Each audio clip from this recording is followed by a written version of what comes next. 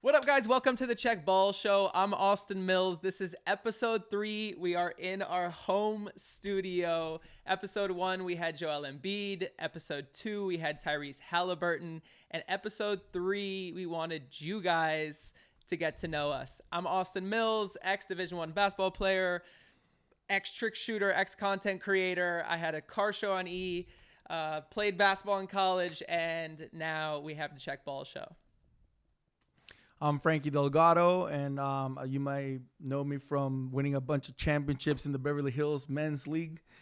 I also was on MTV on a show called The Hills, and, I just love basketball and love talking with my boys about basketball. And I'm Drew Hanlen. I'm coming from France right now. I'm over here at the Olympics, but I'm an NBA skills coach. I work with a lot of players. That's why I'm over here working with some of my guys in the Olympics. And, I played college basketball as well at Belmont University. So, I'm excited to do this. I'm excited to jump into all things basketball and just hang out with the boys, which is kind of the concept of the show. So because Drew is in Paris right now at the Olympics, not able to be in our home studio, I want to jump right into it and start talking about the Olympics, everything going on in Paris. There was actually something trending on Twitter between Julius Randle's trainer, Tyler Relf, and Kevin Durant. He mentioned something, maybe we should incorporate the FIBA rules into the NBA. And Kevin Durant clapped back and said, y'all just be yapping. Drew, let's start off with your thoughts. What do you think?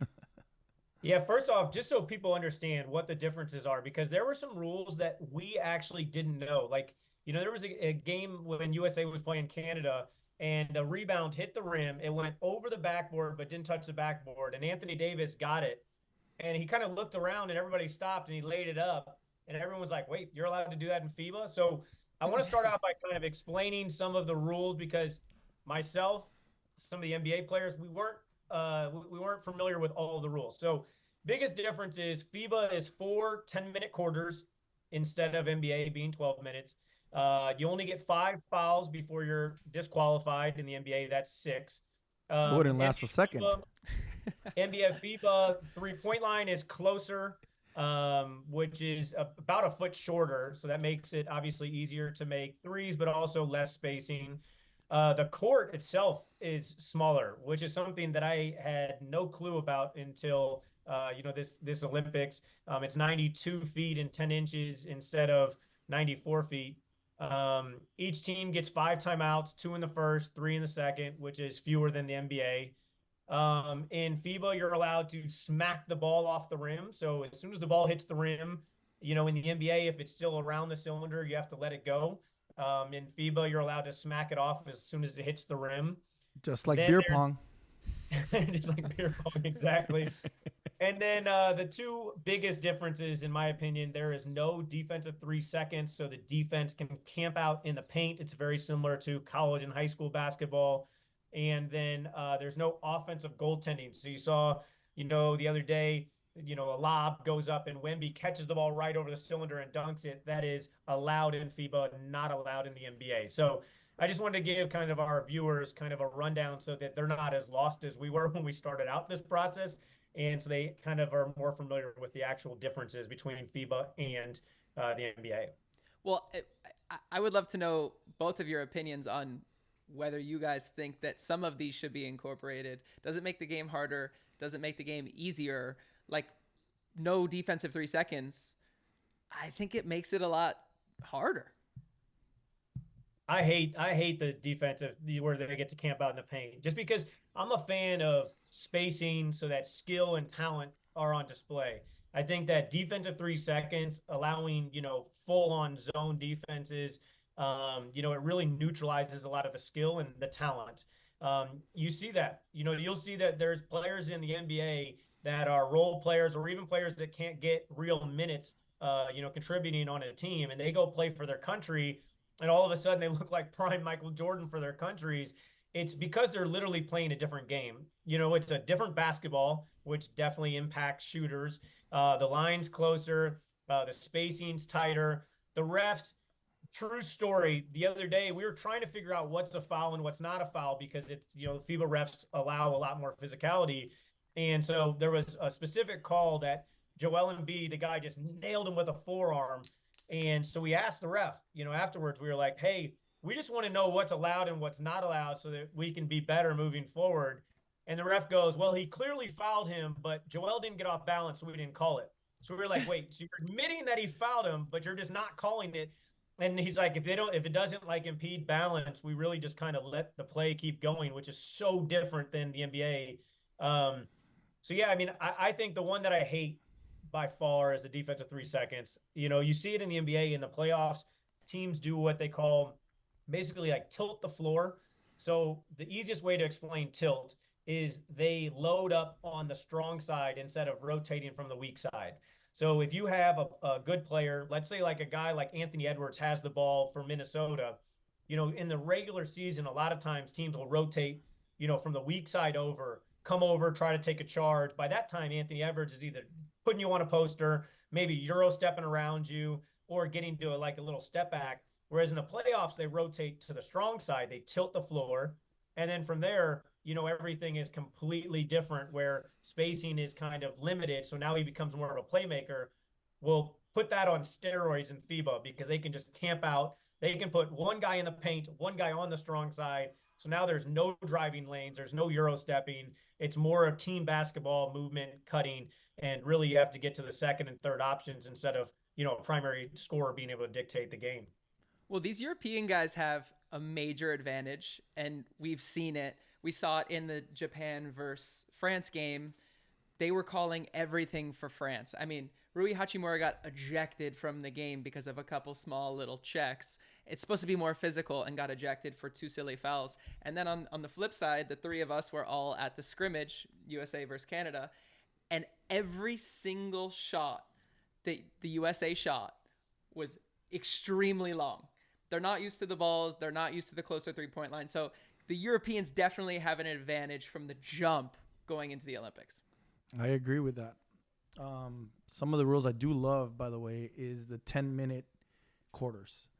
I think that the less minutes, you get to the point of the game and you get to the ending, right? Like, I hate that 2 minutes turns into 30 minutes at the end of the games.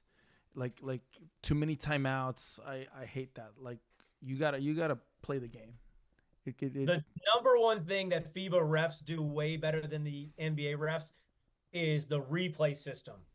I love it because the FIBA refs are mic'd up, so you get to hear their thought process. They go over to the review monitors, and within 30 seconds, maybe a minute maximum, they come up with a ruling. So they'll walk over, they'll look at it, they'll say, hey, I think it hits off of white. Yep, it still hits off white. Okay, it went off white. Now it's going to be blue ball or vice versa. They're not going frame by frame, over reviewing.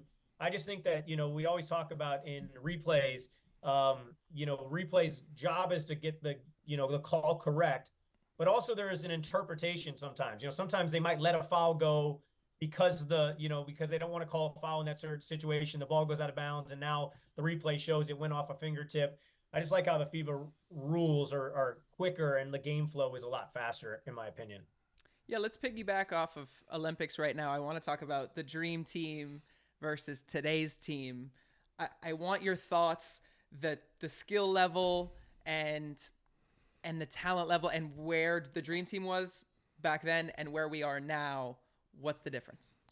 I think that we are way more skilled today, but I think that the dream team played like a team and they were more united, and like the ball moved. If you watch these games, the way the ball moved with them, it was just like magic. They were magic. Really good. Well, did you do that on purpose? I did it on purpose. I personally think the same thing. I think from top to bottom, our team today has way more talent. If you look at kind of like the back 5 guys of the dream team, they're not as talented as our team today. I mean, you looked at Jason Tatum not playing in that game. First team all NBA 3 seasons in a row, just won an NBA finals and didn't play in the game. They didn't have that on the dream team. But at the same time, the dream team is beating teams by 30 plus every single game. I think it was like an average of 40 points a game or something. But that's just because of the skill. Right? Yeah. Like the world has gotten better at basketball. So this dream team, the second, I will call it, because it is a dream team as well. I think that they are so good, but they just don't know how to play within each other. I think that's where they're struggling more. Like, because you saw what they did to Serbia, like they destroyed them. Once they figured it out. Well, I mean, once they figured it out, I think they will be the greatest team ever. But they haven't figured it out completely. How long have they been playing for, Drew? A month? Yeah, I mean, it's just a different game. I think the Dream Team had the same amount of time of prep, but the Dream Team won by an average of 43.8 points. Austin, that was the exact number. In their first game against Angola, they went on a 46-1 run at one point, and then after the game, people were so starstruck that they were asking Michael Jordan and Magic Johnson for pictures. I think the biggest difference is basketball's more global now. And back then, it wasn't as global. So, the Dream Team had, I think, 11 guys that were Hall of Famers. This team will likely have, the 2024 team will likely have, all these guys will have a chance at being a Hall of Famer once they're said and done. But I do think that Frankie has a good point of, it looks like this team is more talented, which is crazy to say. But it looks like the Dream Team more played as a unit. I just think that this team has so much more shooting. So if you're playing in today's era with a 3-point line, analytics are just going to favor, the volume of 3-pointers and the rate that these guys can shoot. So I think that this team would actually beat the Dream Team just because of that. I think that the volume of 3-pointers that they would shoot and at the rate that they would shoot would just be hard for the Dream Team to keep up with. But do you think that the shooting that they were doing this couple games that they've shown hasn't been great? You look at the numbers; they're still shooting great, Coach. It's just we don't realize when we're really looking back at it. I mean, they're shooting over 40% from three and a high volume of threes. The 3-point line is the greatest neutralizer. If you look at a lot of these other teams that are able to win games at the international and FIBA level, it's because of the 3-point line. They're shooting a high volume of threes. They're making them at a good clip. There's ball movement, player movement. And so they're generating, second and third kind of sided actions where they're getting a good 3-pointer at the end of their shot clock. So I just think the 3-point line has changed the game so much. And again, I always say this, if we went back to 1992 and they were playing in the modern day NBA, all those guys would have developed 3-point shots. They'd be better 3-point shooters. They would have, adapted to today's game. It was just a different game. It wasn't analytic focused game. Whereas now it's just more analytic focused. So I think that the current NBA team, current USA team would end up, getting the Dream Team just because of that. But saying that, you guys know how I feel about MJ. I never would bet against MJ. So, the competitive nature, just to see some of those matchups would be amazing because think about like starting lineups. If you stay with projected, I know the USA's bounced around a couple different starting lineups, but let's say you start with Steph Curry at point guard, who's arguably one of the greatest point guards, maybe a top 10 player ever. He's still got to guard Magic Johnson on the other end. So now that the FIBA rules might actually help this current NBA team so they can kind of zone up because that'd be a hard matchup. Think about LeBron and Mike. I mean, that's an iconic matchup that we'd have all loved to watch. I think if you give the Dream Team and you add Shaq and Kobe and you take away Leitner, and that's a different team now, Coach. Different era now, Coach. I think who wins then? Is it a guaranteed win for the Dream Team? You add Kobe and Shaq to any team, you're winning. Most dominant big of all time and one of the GOATs. Anyway. If we're talking about the greatest teams too, we would probably have to throw in the Redeem Team with Kobe, if we were actually going through, because I think these three teams, the Redeem Team, the Dream Team, and the current team, which doesn't have a nickname yet, I think those are the three greatest teams assembled as far as talent goes, togetherness goes, as far as just all-star talent and stuff like that. One little last fact, it was crazy, but 92 roster had 23 championships, 100 all NBA selections, 14 MVPs. That's how crazy talented it was. This 2024 team has 15 titles, 59 all NBA selections, and 8 MVPs. But you got to remember Tatum, Ant, Halliburton, Bam, all those guys haven't even hit their prime yet. So it's amazing how much talent has been collected on some of these teams. Well, today's team statistically has the best Olympic player ever in Kevin Durant. Just pointing that out. What time is it? Brother, it's noon. I ain't taking a shot. What do you mean, brother? It's game time. It's PrizePicks. It's every day, all day. Come on. Oh, of course. I got to tell you guys what PrizePicks has right now. If you place a $5 lineup, that's all you have to do. Select a couple guys, choose a lineup, $5 lineup, you get $50 instantly. I put in $5, take my guys, and I get $50? Instantly. You know that's a Frankie special, baby. What's that? Win-win, baby. Oh, I thought it was the no-brainer. Oh, no, that's the no-brainer, You too. get that one? You get that one? Win, lose, or draw, no matter what, you get 50 instantly right into your account. And my theory has been proven true so far. If you go less on any of these guys so far in the Olympics, you'd be winning. Except with the GOAT. I wouldn't do it on the GOAT. The GOAT's been crushing lately. Yep. So less on everyone except for the GOAT. Less on everyone except on the GOAT. Back to the show. Okay, so we talked about comparing the dream team to today's team. I want to talk about comparing some of today's NBA current teams and the offseason moves that were made. So I'm going to give you guys a couple moves, if you love it or you hate it, and why. And let's just try and keep this one quick. I'll start with you guys, then I'll go last. Let's talk about PG to the Sixers. I mean, I hate it and love it, you know. I'm a Clipper fan, so I love PG with the Clippers. He brought a lot to the table. He brought us to the Western Conference Finals all on his back. So I hate that he left, but I love it for Joel. I think that gives him the answer for him to get to the promised land. Drew? I mean, I love it. Obviously, I work with, Maxey, Oubre, and Embiid. So, I love that they got, an upgrade in the wing position. I think PG is a guy that can play on both sides of the ball. And, I mean, Boston's still the team to beat to me. And so you've got to load up on wing players that are two-way players that can match up with Tatum and Brown, which is what everyone's chasing. Yeah, I agree.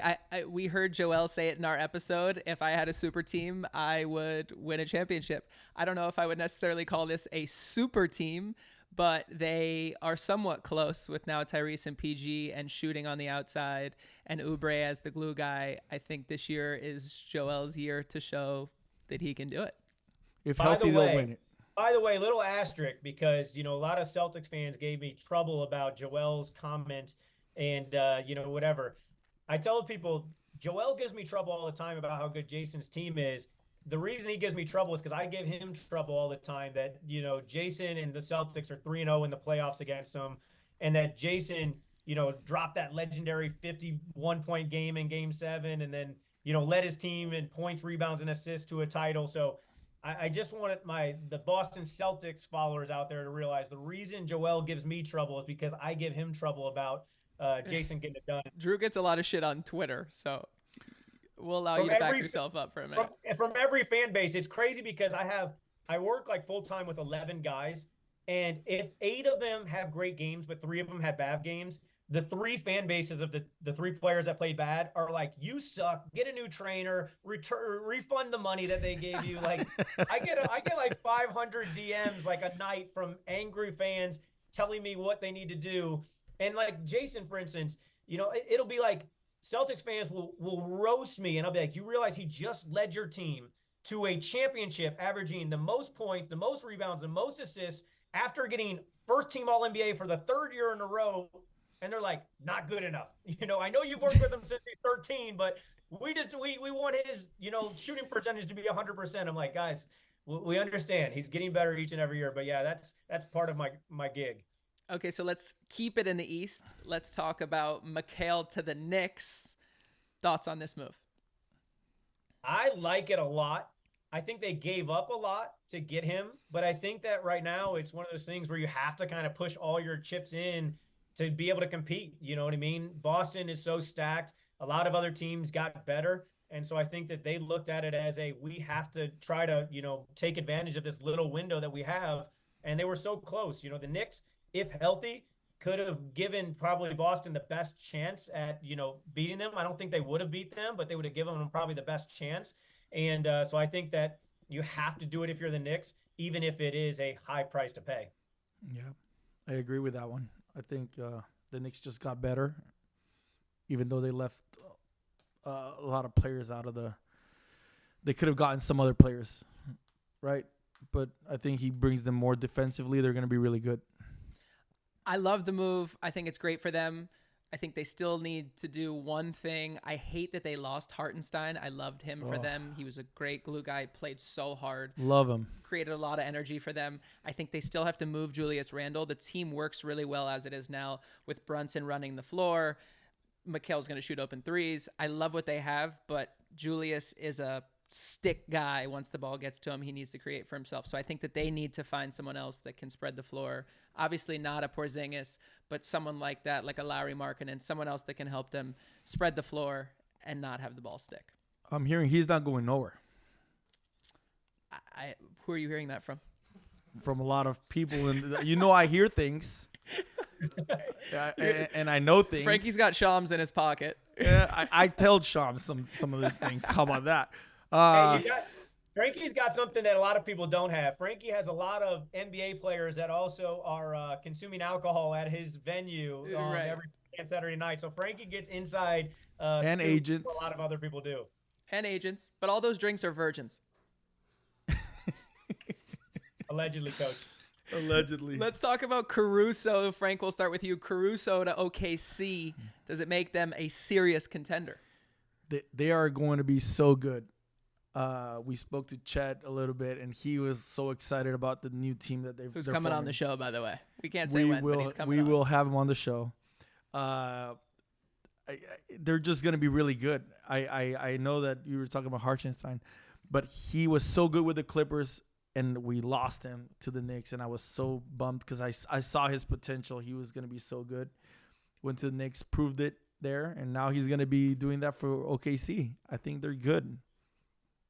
True. Yeah, I love OKC's team. I think getting Caruso, who's kind of a glue guy that can do it all, getting iHeart, who is a guy that works his ass off on the boards, great screener. Like, think about the combination of him setting screens with Shea coming off pick and rolls. And then, I mean, you guys know how I feel about Chet. I feel like Chet is going to be a star in this league. I've seen the development just because he's been in the gym a lot already this summer with me. And I think that team is going to be the best team in the Western Conference, which is something I haven't said in a while. I've thought Denver kind of held that title for a while just because, I think so highly of Jokic. But I think OKC going into the start of the season is my favorite to win it out West. I would have to say also my favorite in the West. KCP, obviously a big loss for Denver.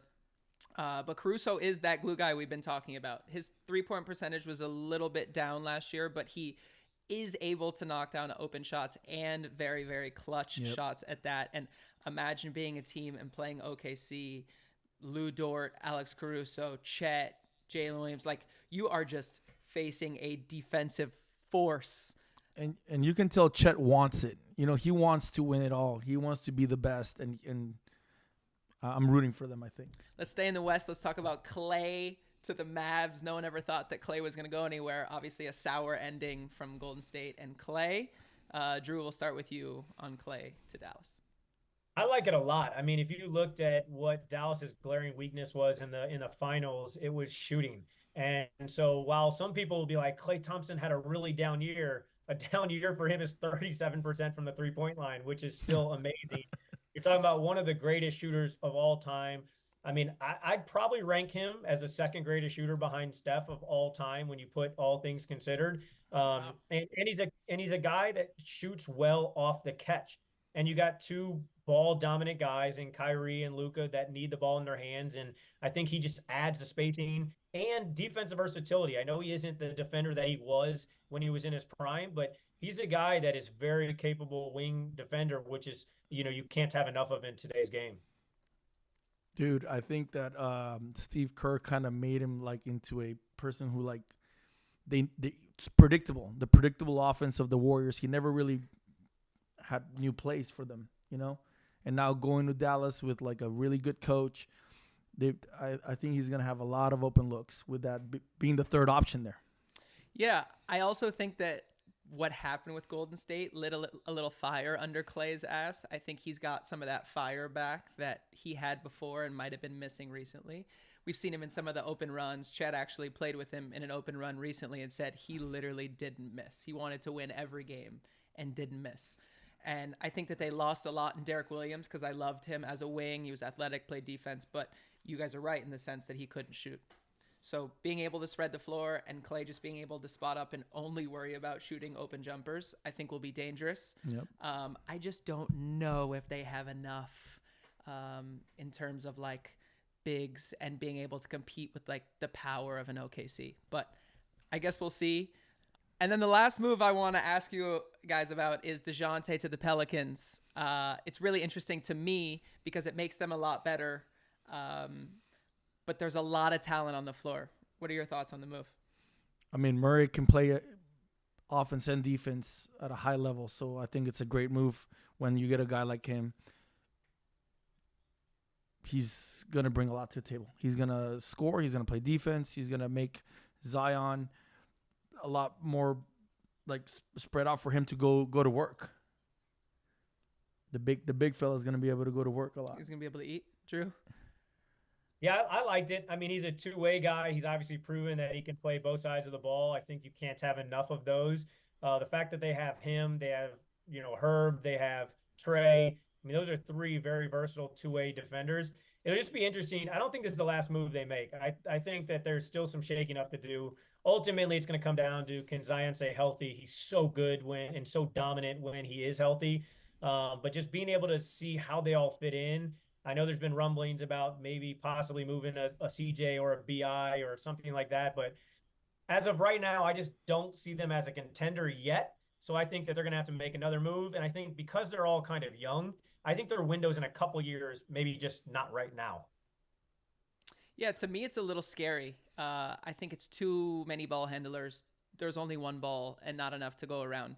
I especially don't love it for Trey Murphy, who's our boy, and obviously client of Drew's, who will be on the show in the next couple weeks. So we'll get his opinion. But it's just there's too many guys on the floor that want to score between Zion and BI and Dejounte and Trey and Herb. And there's just too many guys. I think Drew is right in the sense that they still have to make another move. They got to move BI and have some other guys that aren't on the ball so much. Yeah. One last thing I want to talk about is Summer League. People don't really get a chance to watch it that much or pay attention to it that much, but obviously these are guys that are the future of the NBA. We have a potential guest, friend of Frankie's, that might come on the show that I know Frankie really wants to talk about. Well, I want to talk about how Scottie Pippen Jr. dominated in the Summer League. I'm serious. I know, Drew, you were watching here and there, but like you weren't really paying attention that much. But I saw this kid have a triple-double, which only 6 players have ever had a triple-double in the Summer League. So, hey, Frank, I'm proud, baby. You're pulling out Summer League stats right now. I am rubbing off on you, baby. I love that. I'm learning from the best, Coach. Come on. I love that. You know what I mean? No, I'm serious. I think that this guy deserves a bigger contract. I think he's going to be a great backup to John Morant. And I can't wait to see him in the NBA for many years because he's like the definition of a true point guard, which is something I also have been asking you guys, like, what do we do with these true point guards versus these hybrid point guards now? Seems like it's more popular to be a hybrid one, but when you have a true point guard on the team does better because the ball moves around a lot more. I actually have a good reason why I stopped watching Summer League because I don't watch much Summer League anymore. But it was, back when Andrew Wiggins and Zach LaVine were rookies on the Minnesota Timberwolves, we were at a preseason game, and I don't remember exactly where it was, but maybe like Des Moines, Iowa, or somewhere like that. They had, these regional preseason games to kind of grow the fan base. And so anyways, we had found a gym. We had worked out late night. And we were all hungry, so we were like, we got to find a restaurant to eat, but there was nothing open. And so we end up having to go to this local bar. And so when we walk in, we see some of their teammates. I'll leave the name out right now of the teammate. But there were 2 teammates that were in there, and they were taking shots. I mean, they were firing back shots. And we were like, what is going on? Y'all are drinking the night before a game? And they're like, man, it is preseason. Like, it's preseason. It does not matter. And so we were like, no way. And so we go in there and, my guys are over here eating healthy because they're trying to get the healthiest option they possibly can because they're like, we got a preseason game tomorrow. We got to make a good impression for our coach, and we got to showcase that we were like, these rookies that are going to be able to make an impact. And, that was when we realized, like, okay, preseason doesn't really matter. And sure enough, they told us, they were like, hey, listen, what's going to happen is, us vets and us star players, we're going to pick and choose when we play. Some games we're going to sit out altogether. Some games we're going to start the game. We're not feeling good. We're just going to sub ourselves out. And all these guys are going to go out there, and there's going to be some players that go in and score 15 points or 20 points. And for opening night, there you get coach's decision DNPs. Doesn't matter. So it's one of those things where that's when I stopped, watching preseason basketball as intently. That's also when I stopped watching as much summer league. Now, again, I used to watch summer league because I was working with more draft prospects. Now I have my clientele group locked in, so I'm not working with as many younger guys. I'm working with more of my established guys that I've been with for their careers. But just a funny story for fans to understand that, like, while they're, fans overreact to everything these days, whether it's the first, you see guys that after their first game in summer league, they have a bad game, and it's like they are a bust, and you're like, you had one bad regular season game. Even Jaylen Brown came out, they had the Jaylen Brown kind of take, and they showed like what Jaylen was the first 3 games, and he played very poorly in the first 3 games of summer league, and then he just won finals MVP. So like it's all going to work out. But I think that's the one thing that I would always say to fans is, like, don't overreact. Like, judge them by their body of work instead of just like every single night. I always call it the number one fan overreaction, because they'll see a guy play a shitty game and they're like, oh, this guy's terrible. Why did we draft him? You look at Alex Sarr, top 3 pick, monster, put up big stats in the OTE league, crazy potential, plays a couple bad games, and everyone's like, oh my God, what are they doing? Worst decision ever. And then, it's just they need to adjust to the new game. It's much different from what they're used to playing. And once they get the adjustment and, a year or 2 under their belt, then all of a sudden they're, killing in the NBA. I get it, but I also think that everyone's playing really, really hard. And everybody wants to make an impression because, you only have so many minutes and you got the shot to, like, shine. So you want to play the best defense and you're trying to not make mistakes. And you're taking it a lot more serious than just a regular game. I think that everybody that is there, that it actually is playing for a role, is playing as hard as they can. It is fun to see the young guys prove people wrong. Like Reed Shepherd comes out there and just dominates the summer league. I don't think anyone expected that. I love that.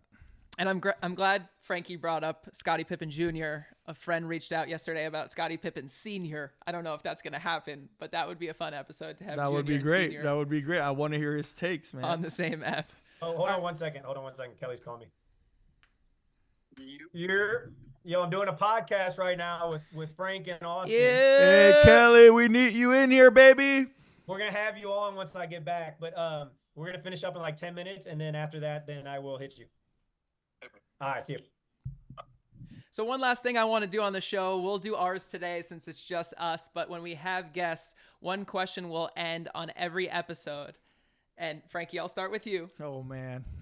If you're playing King of the Court, so it's you and a couple other guys, as many as you want, 3, 4 other guys waiting on the baseline. What is your dream King of the Court? Doesn't have to be NBA players, doesn't have to be ex-basketball players, can be rappers, musicians, presidents. Like who's going to be in there? Who's going to be in the game? Oh, man, that's a good one. I mean, I think I would want to have – I definitely would want Michael Jordan in there just because I'm playing one-on-one against Michael Jordan. If I score one, it's like I'll be legendary. So I'm gonna have scored on Embiid. So I always scored on Embiid a couple of times. So not once, but twice. Okay, so MJ. So we're gonna have MJ in there. I'd love to have probably like a 2 Chainz because he loves to play ball. Like he's a hooper and people respect his game in the rap game. And then my third player would be sheesh. Okay, is that because you smoked him in one-on-one? Yeah, I look good. All right, Drew, what's yours? First off, Frankie spends an hour a day going to war for LeBron James, and he did not include him in his King of the Court. I don't ever want to play against him. That's the guy. That's Second the guy. thing is, I love that Frankie said this is such a good question when it was in the show notes before the show. I don't. You think I wrote? Did you really think I read the show notes? He's never brother? looked at the notes once. Never looked at the what notes. are show notes? So mine is gonna be. I'm starting out with the GOAT, Michael Jordan. Just like I me. mean, I idolizing him. He's got to be the one. Second one, I'm gonna go with Tiger Woods. I don't know if he's ever played basketball before in my life, but all I'm gonna do is I'm gonna try to basically convince him to give me a round of golf with him. So I'm throwing him in there. That'd be another good one. And then I'm gonna throw Obama. And Obama, the reason I'm throwing Obama in there, not even to get to political, but like he actually hoops and he was a president. So I feel like he's the most relatable president that I could at least, I just feel like there's so many things we don't know. And so if I could get any of that information, I think it'd be pretty cool. But I think if I just stuck with those three, you got the GOAT of golfing, which I love golf, the GOAT of basketball, and then you got the president that plays the most basketball. That's probably the most relatable. Okay, those three. I would like to redo. No, you're finished. Obama was actually on my list for the exact same reasons. I think it would be so sick to have like Secret Service like all around the court while you're playing, and there's like we saw him at the scrimmage. There's like 27 of them. So I have Secret Service just lined up, and like you mentioned, he's a hooper, so it would be somewhat competitive. Chris Brown is another one for me, just in music, one of the greatest R&B artists of all time. Also, he can hoop. A very legit hooper on top of it, kind of like we mentioned. I want to say like MJ. For me, it would be Kobe because he's my GOAT idol, whatever. But I wouldn't put Kobe or Jordan in there because it wouldn't be fun. Like, they would take it so serious, even though it's just like a fun game. They're such crazy competitors that they would smoke everyone. We're not playing. No, I'm playing Michael Jordan today. It doesn't matter now, so we have a chance. It doesn't matter. He would make it so serious. I like to have fun. I want to like enjoy myself. Talk to Obama on the sideline. Jordan's gonna be betting like $100 million and being too competitive. I don't want all that. So I got Chris Brown. I got Obama. And I can't think of anyone else who's like a hooper like that. I'd probably just say like a Steve Nash. Like Steve Nash was one of my idols growing up. I don't think he would take it too serious. He's also a little bit older now. So I'll go Nash, Obama, and Chris Brown. And I am gonna change my three. It's gonna be Tiger Woods because I want to play golf like him, and I want to do Michael Jordan, and I'm gonna do Tom Brady. All the GOATs. All right, that's fair. Well, Drew, we'll let you get back to Paris. I know you have stuff to do over there. Frankie and I are going to grab a cerveza or something and go lay by the pool. A little Cosel seltzer. He's always promoting. All right, Drew, enjoy yourself. Stay tuned for episode 4. We will have a guest on the next episode, and we're excited for you guys to see it. Peace. See you guys.